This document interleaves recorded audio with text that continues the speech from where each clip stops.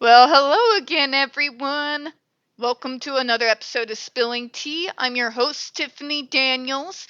We're not going into the disclaimers, but I am going to rant a little bit because I'm so frustrated. I just did another video. My sound very clearly on. It was showing my image like it is right now. I went to end the video, pulled up the tab, and it essentially showed me that it turned itself off. So yeah, I'm like very angry. It makes me insane when my computer does crap like this. It just really, really does. Because I try to get things done early for you all, but for whatever reason, my computer's like, nope, you're gonna eat dinner at 11. All right, we're just going to go straight to it, and I'm going to try to paraphrase everything I just said and, go into the weight room and do some damage with the weights because I am just furious. And that's usually a pretty good way to take care of my anger problems. Folks, when we discuss places like the Judge Rotenberg Educational Center or Agape Boarding School for Boys, you're going to hear vivid descriptions of and catch clips or surveillance footage of people with mental health issues and disabled people being tortured and abused. If you got young children present, please use the headphones. Also, this channel is marked not for kids for a reason. We use profanity and speak on dark subjects. If your child is 16 and younger, parental supervision is very obviously advised. So, let me start again. This is why I have to have a kickboxing bag and a punching bag, folks. This is why I have to have them.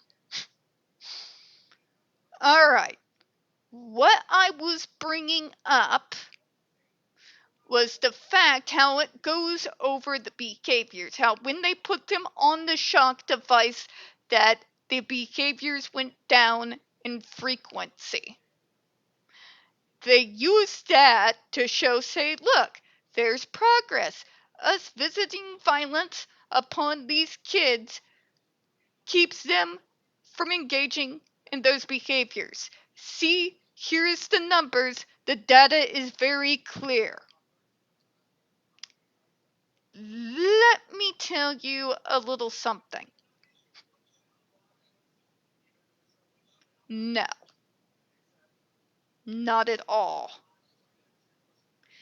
You see, for kids who've dealt with abuse, who are one of us, or they're put into a torture hell like the JRC, what we learn to do, and I've said it many times on this channel, is mask. Now, key in masking, especially when you're trying to survive a hellscape, a big part of that is suppression.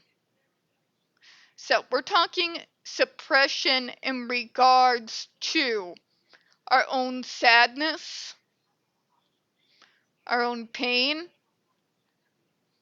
anger, rage, sensory issues, stims, any kind of self-coping or self-soothing mechanisms.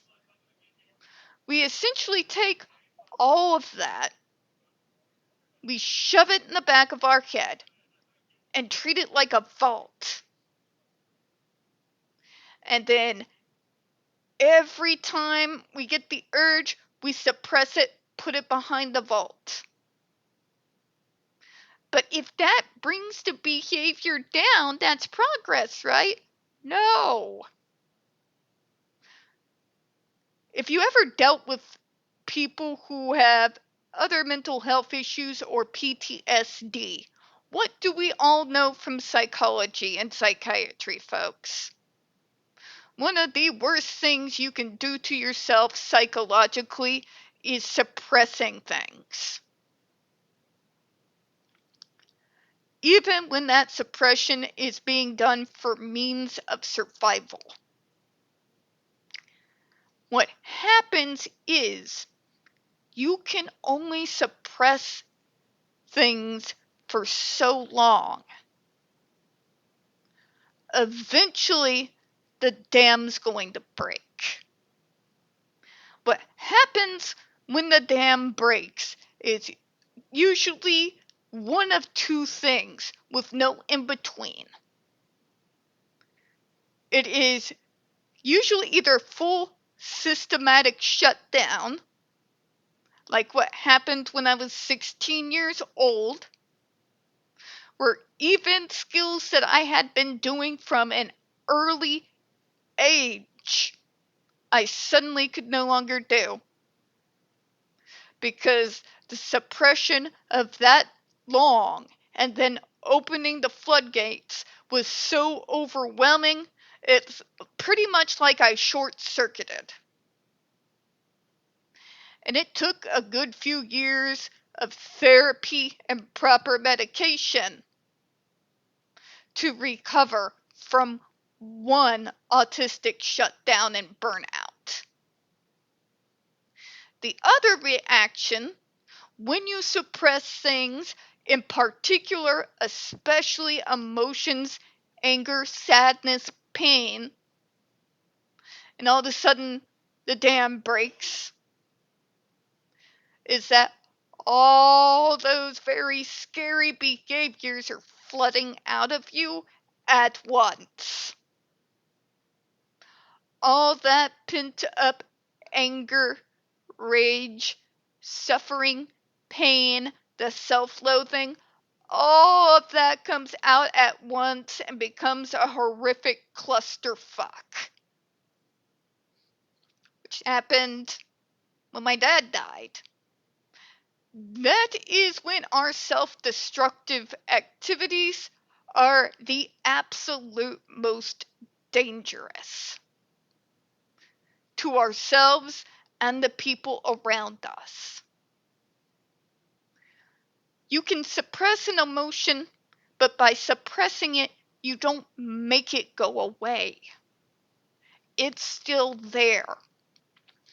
Therefore, if a person is suppressing having a behavior to avoid being violently consequated, to use the JRC's terminology, and then those behaviors go down, you can't really call that progress because they're suppressed, not gone.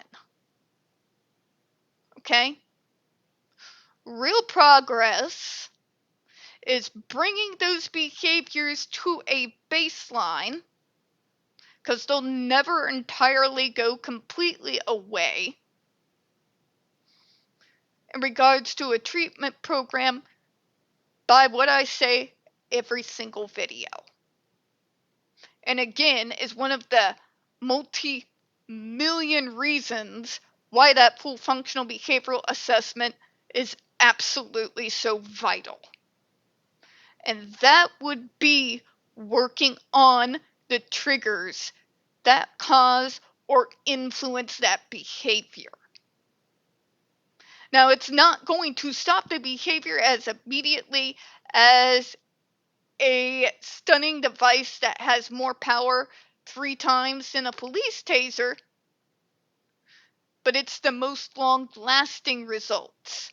And even when we can't deal with it properly at the time, it at least puts tools in our hands, so if we need to reach out for additional help, we're able to do so. Okay? One shows actual real progress and growth. It's dealing with the triggers that are causing the behavior. It's providing alternative behaviors or ways of communication to whoever you need to talk to if there's an issue at hand. It's working through it, right? Suppression is simply shoving it in the back of your head and pretending it doesn't exist. Most psychiatrists and psychologists can tell you nothing is more dangerous, both psychologically and physically, to a human being than that level of suppression. Okay? It's not real progress. The kid's not getting better. It's simply a delayed response. And because you keep suppressing and keep suppressing and keep suppressing, when you finally can't anymore, that's why it's so dangerous, folks. Usually those are the times where our more self-destructive mechanisms become out, and they are very, very dangerous. Believe me, I know. All right? There's a difference. Behaviors coming down slowly over time is not the absence of those behaviors necessarily, unless things are being done the correct way. Suppress or real progress. Pretty simple. But if you notice, with the JRC and the medical model, they don't care which one it is as long as they get what they want. Let me say that again. Whether it's real progress or it's suppression, the medical model, more often than not, do not care which it is as long as they get what they want. And to be honest, a good majority of them do not care and cannot be bothered in regards to the price that we have to pay in regards to consequences if they do force us to suppress in that way. Now, as we've gone through this here, it talks about, well, now he can go out with his family, go nature hiding, play basketball. There's another thing within the medical model that has driven me completely insane for many years. And it is this bizarre idea that, well, we want to see you go out, and don't you want to do what the other kids want to do? Ma'am, have you seen my hobbies? I like to read everything I can get my hands on. I like to go to school in clothes that would be in style in the 60s. And I tend to avoid other kids unless they're misfits like myself, as though the rest of the student body has the plague. The last thing on planet Earth I wanted to do was to go outside and play basketball. I was horrible at sports. Still am. Was never any good at it. And the reason why, well, shouldn't it be still fun whether you're good at it or not? I am, get this from my mom's side of the family, extremely competitive. Very much so. Now, if you are horrific at sports and you are extremely competitive, there is a special level of self-hatred hell I used to cast myself into when I could not perform as well as the other neurotypical peers that were playing those sports. I had no enjoyment in it, and it just became another way for me to tear myself down, which I have an awful habit of doing. Okay? I did not want to play sports. I wasn't good at sports, and I did not find it fun even though I wasn't good at sports, it was a special level of Dante's ninth circle of high school hell. Okay? But hikes and all that. Fact of the matter is, please remember, we're not like the neurotypical kids. More often than not, our interests are not really going to be the type of interests that most neurotypical teens can understand, let alone wrap their heads around and enjoy. So stop trying to throw poor autistic kids into sporting programs or what have you, unless we have expressly showed an interest in it. Because otherwise, we're just going along to go along, but in reality, we hate every single second of it. And the way you can tell that we're not really happy to be there is if we're not really engaging with the other people that are a part of that sport. We're not talking to them, we're not giggling, we're not gossiping, we're just sitting there with a blank stare on our face, hoping time would hurry up so we can go home. If that sounds personal, that's because it is. Welcome to me, first grade softball. Yeah. Where the only ball I ever hit with the bat was the one where I was on the lower part of the bat and on my knuckles. I don't like remembering that. That was really, really, really painful. All right. Don't assume that we are going to want to participate in regular teenage neurotypical activities. 9 times out of 10, we'd rather be shot. That is not an exaggeration. That is a fact. All right? Instead, if we're showing progress and you want to do something as a reward, ask us what we want to do. And if you want it to make a social thing, I have encouraged for years, going all the way back to the state days.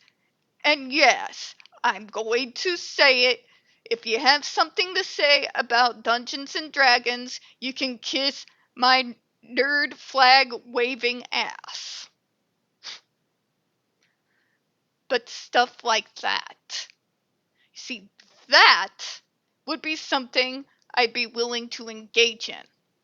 It also acts as a way to be social with my fellow nerds. Because my fellow nerds were the folks I was comfortable with. All the jocks were horrifically mean to everyone, and I kind of hated them with my whole soul. To the point that literally through high school, my entire goal in life was to make their lives miserable. I have a very nasty vindictive streak. Okay?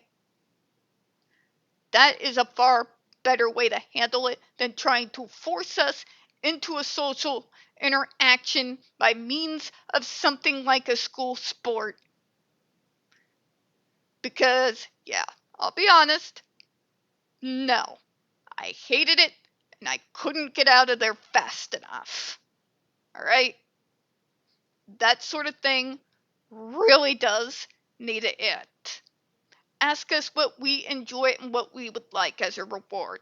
If you feel the need that it has to have some kind of social draw where we have to interact with others, may it be in something that we actually like so we really are more a part of it and not just sitting there staring blankly, willing ourselves to stay seated in a place where we do not want to be.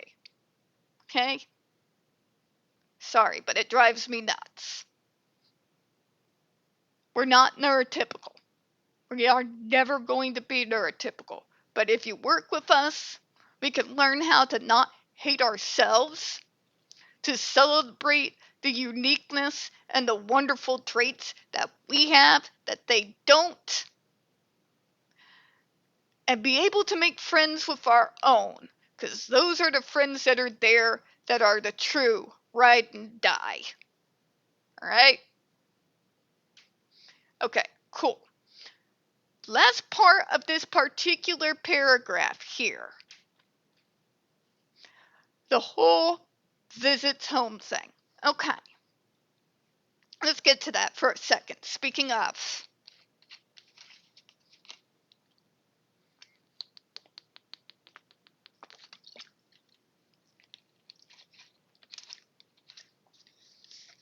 I can mask 2-3 hours. Hell, I can mask for years, where the only breaks I get is when I'm asleep. Okay? So telling me they act perfect in front of their parents for brief weekend visits also does not indicate to me whether there's been progress or not. You can do the exact same thing by suppressing things. You know? You can go somewhere for the weekend and suppress all the crap that places like JRC tell you to, so that those behaviors aren't coming out. Again, that doesn't mean they're gone. It means they're suppressed. So, ergo, it is not a sign of real growth and progress. Because it can't be. Suppression is not a miracle cure. It's a survival mechanism. One day the dam will break, and when it does, things get incredibly dangerous. The only way you can be sure that what you're seeing is actually real growth and progress is if you are deliberately dealing with the triggers that are causing the troubling behavior. If you're not dealing with that, we all know the JRC doesn't, then you can't use this excuse that the behaviors are becoming less and less as your sign of progress and success. If you don't deal with the triggers, they're still there. Just because you're not seeing them manifest out doesn't mean that eventually, when the dam busts, that they're not going to come out at once. That's also usually my experience, especially when I become the most self-destructive. We're going to close out on that, folks. We don't get very many views on this channel. The few we do tend to get removed from time to time, so please don't forget to hit the like button, hit subscribe, and please don't forget to hit the comments. I appreciate your time this evening, and due to the very frustrating last hour and a half before this that I have, I'm just doing this one video for tonight, and after this I'm probably going back to the laptop because I don't need to be having a meltdown because my computer is pissing me off. So, good night, everyone. Have a good one. We'll see you all tomorrow. Bye-bye.